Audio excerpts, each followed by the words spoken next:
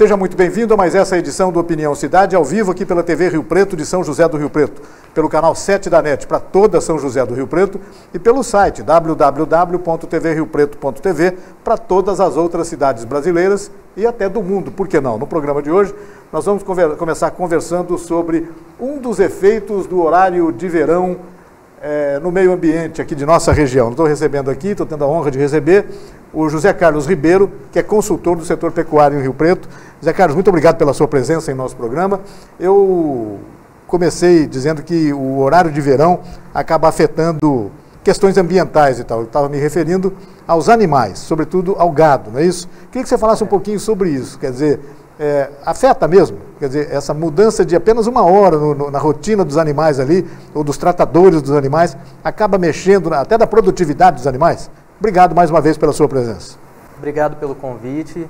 Olha, José Luiz, afeta e afeta muito. A gente até brinca que o gado ele não tem relógio, ele não assiste TV, não sabe que vai mudar, né, o horário para o horário de verão, mas ele sente muito as mudanças. Os bovinos, principalmente, eles são animais de hábitos. Então, todos os dias ele está acostumado com o mesmo horário que o tratador coloca a ração, a alimentação, faz a ordenha com esses animais. Quando tem a mudança para o horário de verão, o animal fica estressado e esse estresse ele compromete o desempenho do animal, tanto o desempenho leiteiro quanto o desempenho de ganho de peso. As vacas de leite são os animais que mais sofrem com a mudança de horário, porque essas sim, elas têm o hábito ali regrado todos os dias no mesmo horário. O tratador, inclusive, tem alguns compromissos com laticínios que trabalham com horário regrado e elas sentem mais a mudança do horário. Quer dizer, mudaram o horário de ordenhar as vacas sem consultá-las, né, a respeito disso. Isso gera um problema sem dúvida nenhuma, né? Sem combinar com elas, né? Pois é. E tem algum meio de atenuar esses problemas? Tem algumas técnicas, algumas dicas para reduzir esse tipo de problema, Luiz? Tem sim, José Luiz. É recomendado que o produtor não faça mudança brusca para o horário de verão, que ele vá adaptando aos poucos os animais ao novo horário. Então, um exemplo, Zé Luiz. O produtor faz ali a ordenha às 5 horas da manhã. Com o novo horário, ele passa a fazer às 4 horas da manhã. Então, o recomendado, o metabolismo do bovino, ele vai demorar em torno de 2 semanas para adequar ao novo horário. Então, todos os dias, o produtor ele vai adequando em torno de 10, 5 minutos, acostumando aos poucos esses animais. E se ele faz a ordenha, passa a ser às 4 horas da manhã, ele mantém o horário antigo, e aí no outro dia ele faz a ordenha às 5h10, às 5h20, às 5h30, até chegar em 2 semanas no horário Esse negócio correto. de esquecer o horário de verão, não adiantar os relógios dele, etc., é como você disse, pode gerar problemas por causa dos compromissos com as pessoas a quem ele tem que fornecer leite, por exemplo, né? É isso, então não dá para ignorar o horário de verão, né? Ele tem que adaptar mesmo. Algumas propriedades, eles realmente ignoram o horário de verão, mas não é possível em todas. Entendi. Pelos fornecedores, os funcionários, existe uma relação com o meio externo da propriedade. Agora, se for um gado em questão de ganho de peso, ele pode sim ignorar e manter o horário antigo. No caso do pecuarista que produz animais para corte, né, animais para produção de carne, também tem esse tipo de problema, só que aí referente ao ganho de peso, é isso mesmo? Correto. O animal engorda menos por causa do horário de verão, é isso? Uns até alegam que o horário de verão é muito bom porque os dias são mais longos e o animal ele tem um consumo tanto de pastagem, de sal mineral, consumo no coxo um pouco maior. Fica mais tempo comendo, né? Mais tempo comendo. Então o produtor ele tem que ficar atento quanto ao horário de verão no gado de corte, dele essa 1 hora que muda, ele tomar cuidado para que não falte o alimento ao animal. Então o tratador ele tem que se adaptar no início a essa 1 hora. Parece pouco, mas 1 hora que o animal deixa de comer uma alimentação no coxo ou a pastagem já é muito, muito prejuízo para o produtor. A gente sempre ouve pessoas reclamando, muitas pessoas reclamando para o ser humano dessa adaptação, né? E as pessoas que têm toda a noção de tempo, etc., de relógios, de televisão, etc., eu imagino que isso seja mais penoso mesmo para os animais, né? Que é muito mais complicado para eles. Eu acho que deve afetar todos os animais, né? Não sei, é claro que a tua praia é bem essa área do gado mesmo, né? Do animal bovino, mas eu tenho a impressão que isso mexe com os criadores de galinhas, por exemplo, com a gente que tem animais domésticos, etc. De alguma forma, tudo isso mexe com o metabolismo dos animais, mexe com o dia deles, é isso? Sem dúvida. Toda a cadeia de todos os animais, não só bovinos, né? A minha especialidade é bovinos, mas nós trabalhamos também com equinos, ovinos e caprinos, e realmente todos os animais sofrem. É importante, José Luiz, a gente também acrescentar que quando não se faz a mudança brusca do horário, vai se adaptando aos poucos, até o tratador, até os funcionários da propriedade, eles gostam, porque também eles não mudam de uma vez. Pois é. E eles vão se adaptando aos poucos também. Pois é, e sobretudo as pessoas que têm que trabalhar nesses horários extremos, né? 4 horas da manhã, 5 horas da manhã, essa mudança de 1 hora faz muita diferença mesmo, né? A pessoa vai sentir essa hora no final do dia, né? E como faz? As pessoas, essas pessoas que trabalham nesses horários, elas têm o hábito de dormir muito cedo, né? E dormir mais cedo ainda fica até mais difícil. A pessoa acaba realmente perdendo 1 hora de sono ali. Tem uma outra coisa também importante, que é um trabalho que nós desenvolvemos, o Zé Luiz, que nesse período do horário de verão, na maioria, né, das regiões do Brasil, é o período mais quente. A gente vive uma onda de calor enorme, né? E também esse calor causado aí dentro do horário de verão, ele também causa um prejuízo aí muito grande aos animais. O gado fica estressado, traz uma perda de apetite para o animal sente muito e traz prejuízo para o produtor. Então a gente também dá algumas recomendações para amenizar um pouco o calor dos animais nesse período. É isso que eu queria conversar com você a respeito desses assuntos. O Zé Carlos Ribeiro é consultor do setor pecuário com foco em produtividade e já tem experiência de muito tempo, já experiência de 15 anos na agropecuária, se eu não estiver errado, não é isso, Zé? Correto. Atuou na área de medicamentos agropecuários por 12 anos e foi um dos precursores do incentivo à produção do manejo que causa estresse aos animais no Brasil. Quer dizer, o combate ao estresse dos animais, né? Como é que é isso? Que tipo de ação o produtor, o tratador do gado, por exemplo, pode tomar como providência para evitar esse estresse? E que tipo de prejuízo isso pode causar para os animais? O grande objetivo hoje da pecuária, Zé Luiz, é realmente garantir o bem-estar do animal, é evitar o estresse do gado. A gente sempre brinca que é o gado estar em paz no pasto. E uma das grandes causas de estresse é o manejo com os animais. É fechar o gado, qualquer tipo de manejo causa estresse ao gado. E também o fato do aquecimento. Hoje um calor muito grande, isso causa um grande estresse aos animais. A temperatura de conforto dos bovinos, ela gira em torno de 5 graus negativos a 20 graus. Então, quer dizer, é muito diferente da realidade da maioria das propriedades do Brasil. Sem dúvida. Eu tenho, inclusive, algumas dicas, né? Nós trabalhamos com dicas simples para a pecuária, para o produtor amenizar essas altas temperaturas na propriedade. Tem uma dica que, com um investimento um pouco maior, a gente até brinca que é instalar um ar-condicionado na propriedade, é quase isso. Ele pega um galpão que tem na propriedade, ele climatiza aquele galpão e coloca os animais ali nos períodos mais quentes do dia, que varia em torno das 10 horas da manhã às 4 horas da tarde.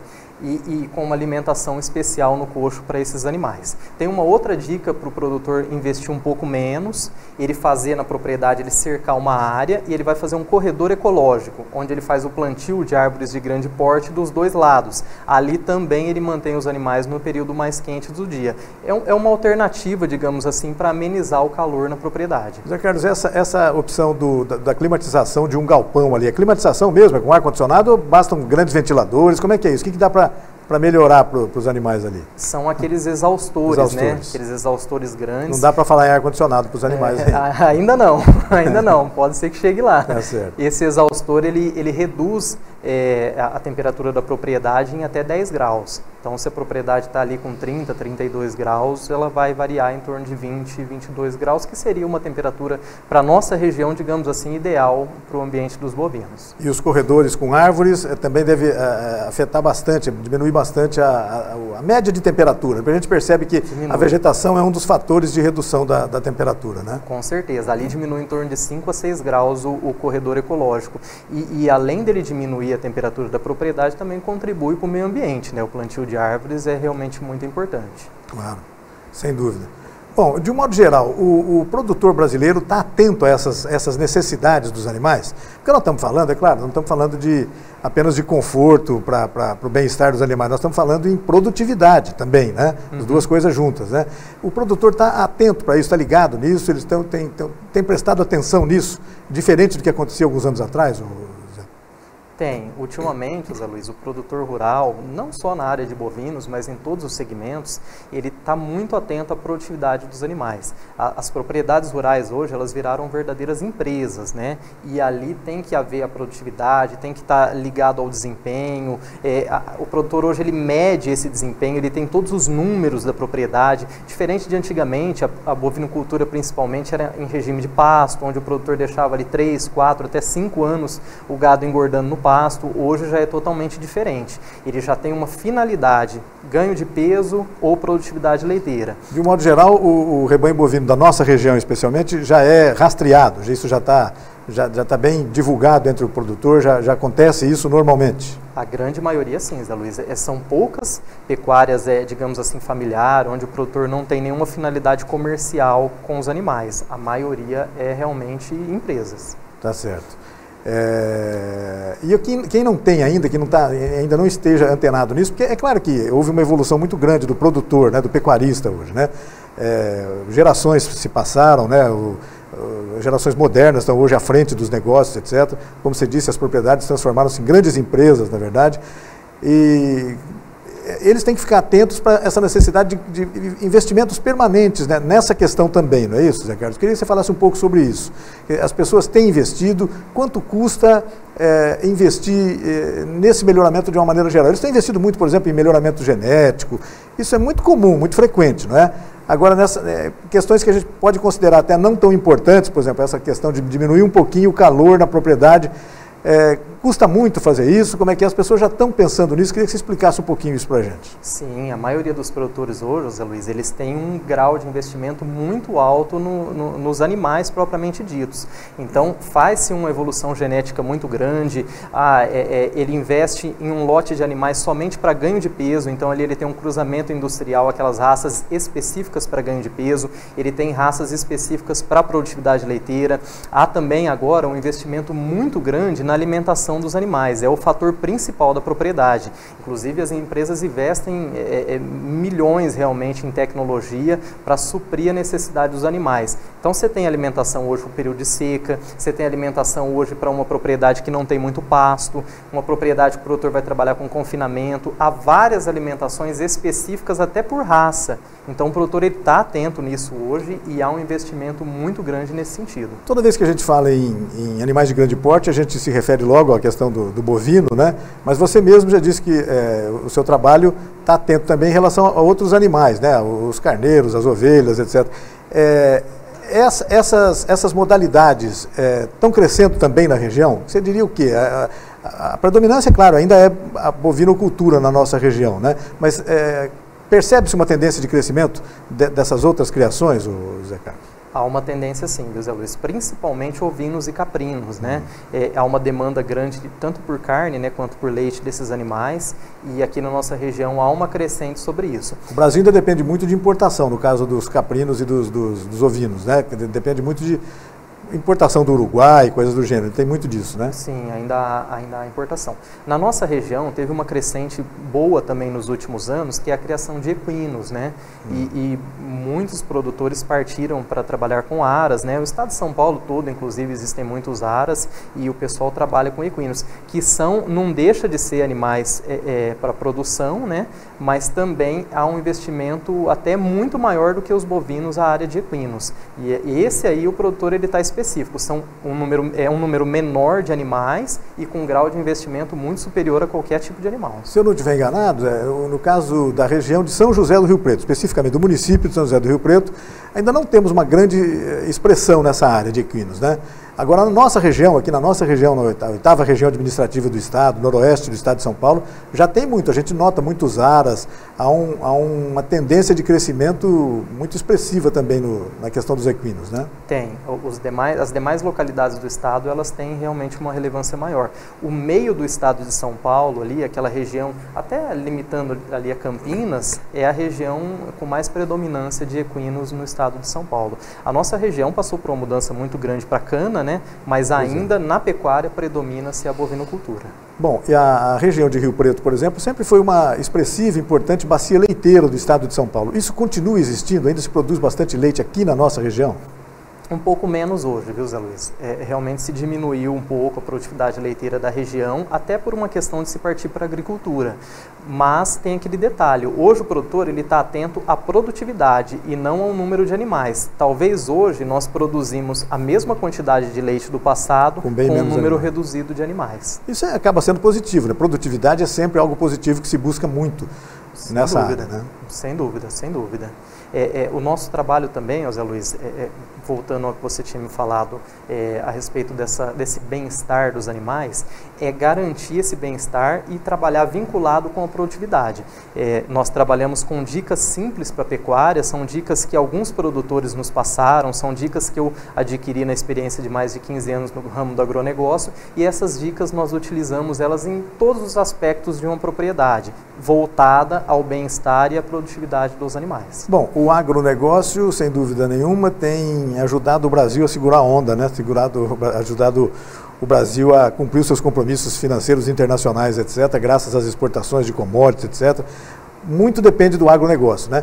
E uma das explicações do grande crescimento do agronegócio está aí, nisso que você disse agora, né? O produtor tem se antenado nisso, tem se ligado nisso, tem se informado bastante a respeito disso, tem contado com profissionais de várias áreas orientando sobre aspectos os mais diferentes possíveis, e não há como ser diferente, né? Não dá para manter uma criação simplesmente que ela cresça sozinho, sem uma orientação técnica muito adequada e muito precisa, né? Não é mais habitual, né? Aquela criação que o produtor ali ele está por hobby ou às vezes por gostar daqueles animais. É muito pouco realmente que existe hoje no Brasil. O setor do agronegócio realmente ele tem se mantido aí na economia brasileira, é um dos setores que inclusive tem crescido até com as exportações e também com a grande demanda do mercado interno. Nós trabalhamos hoje vinculados a essa produção, a essa produtividade. E existe, inclusive, até uma demanda hoje, porque o nosso país, por mais que ele tenha uma extensão muito grande, vai chegar uma hora que nós não teremos pasto suficiente para crescimento. E pastagem, é claro, o produtor também não quer trabalhar com uma pastagem grande, muito extensiva, por conta também de prejuízos ambientais. Então, trabalhamos em função de diminuir a quantidade de animais ou manter a quantidade de animais e aumentar a produtividade com os mesmos. Essa é a linha que nós trabalhamos hoje e a maioria dos produtores no Brasil todo também. Essa é a ideia, né? A ideia é essa. A ideia é melhorar a produtividade, enfim, um ganha-ganha total, né? O objetivo tem que ser sempre esse, né? Sim, manter o número de animais ou até reduzir. É o que acontece em outros países também hoje, nos Estados Unidos, por exemplo, que trabalham com a maioria confinamento, eles têm ali um número reduzido de animais e uma produtividade lá em cima. Bom, você já nos deu uma dica aí, a questão de adaptação, a necessária adaptação do horário de verão para o animal se adaptar melhor, né, durante esse período do ano. Você disse que numa região quente como a nossa, é importante se tomarem algumas providências em relação à redução da média de temperatura onde o animal, o bovino, é mantido durante esse período do ano. Eu queria que você deve ter muitas outras dicas para falar para a gente. Você tem inclusive um site, não é isso? Que as pessoas podem dispor, encontrar isso. Queria que você desse esse endereço. E até se tiver mais alguma dica, por favor, vamos começar a dividir com o pessoal aí. Né? Sem dúvida. O site é o boisaude.com.br/dicas. Lá é um conteúdo com muitas dicas para pecuária, é um conteúdo totalmente grátis, disponível a todos os produtores do Brasil e as pessoas do meio aí que estiverem interessadas. Tem também um canal no YouTube, que é o canal Boi Saúde, também lá estão são vídeos curtos, vídeos rápidos, com a dica ali, é uma dica por semana que a gente vem trabalhando já há algum tempo e tem dado muito retorno. Eu queria dar uma dica, que ela teve uma repercussão muito boa, uma dica simples, que às vezes os produtores não se atentam, que é o embarque e desembarque de bovinos na propriedade. Vira e mexe, o produtor ele tem que ou levar os animais para um frigorífico ou trocar de propriedade, e todas as vezes que a gente via esse embarque e desembarque, o produtor ele carregava os animais no caminhão, o motorista entrava no caminhão e ia embora com os animais. Nós percebemos que o animal, ele gera um estresse, ele está com um alto índice de estresse ali, gera uma agressividade, ele chega ao destino com lesões e é de responsabilidade do produtor esse transporte. Uma dica simples é embarcar os animais no caminhão, O produtor vai chamar o motorista, fala, vem cá, vamos tomar um café, vamos bater um papo, aguarda ali em torno de 30, 40 minutos para que esses animais se acomodem dentro do caminhão. E aí sim ele pode seguir viagem. É um ambiente diferente, os animais precisam estar ali com um conforto melhor. Aquela questão de, na primeira curva, o caminhoneiro acelerar um pouco mais para ajeitar a carga, com bovinos não funciona. O certo é que ele dê esse tempo ali para os animais se acomodarem. Essa é uma dica que teve uma repercussão muito grande. Uma outra dica também bastante comentada, inclusive até na nossa região aqui, há uma dificuldade muito grande em um produtor ter a mão de obra na zona rural. Os empregos na cidade Esse deve ser um problema complicado, né? É um problema que já vem de alguns anos. Os empregos na cidade hoje, eles são empregos um pouco mais atrativos, digamos assim. E também a distância para as pessoas percorrerem, muita gente não quer. Uma dica bacana é o produtor ele fazer como se fosse um plano de carreira realmente na zona rural. Ele vincular a produtividade dos animais à remuneração do tratador, dos funcionários da propriedade. Um exemplo que deu muito certo, viu, Zé Luiz? Aquele tratador que faz a ordenha, a partir do momento que o animal ele alcança uma litragem de leite ali, uma quantidade um pouco maior do leite que vai para o laticínio, ele vai ter uma participação nisso. Ele paga uma comissão para esse tratador. Então essa pessoa, ela veste a camisa, ela começa a trabalhar em prol da produtividade leiteira. No ganho de peso, aquele que serve a alimentação para os animais, o produtor ele vai vincular o ganho de peso a uma premiação para esse produtor. Se o gado alcançar determinado número de arrobas, você vai ganhar uma premiação. E com isso, é claro, tem pessoas trabalhando mais motivadas, tem pessoal vestindo a camisa. Uma coisa importante também que a gente fala para quem trabalha no meio rural é o produtor levar os colaboradores, os funcionários a feiras, às exposições, a eventos do agronegócio, para que eles se sintam mais à vontade e mais próximos desse meio.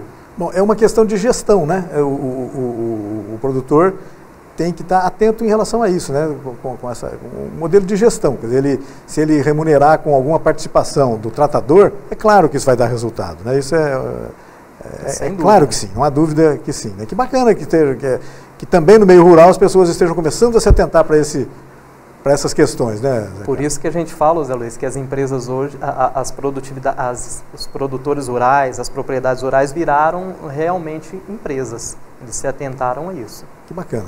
Eu queria agradecer muito a sua presença, deixá-la à vontade, se tiver mais alguma coisa que você queira destacar agora nesse final desse bloco, deixá-la à vontade para isso, mas, sobretudo, agradecer a sua presença e convidar para voltar outras vezes para a gente continuar conversando sobre assuntos. Pode parecer estranho, a gente fala, nossa, vocês estão falando sobre controle de horário ali para o boi, no pasto, etc. Gente, nós estamos falando de produtividade, de uma maneira geral, em relação a outros aspectos, por exemplo, o bem-estar do animal, que também, é claro, é muito importante. Mas nós estamos falando de produtividade, estamos falando de ganho por causa de bons hábitos, boas práticas que devem começar também no campo, né?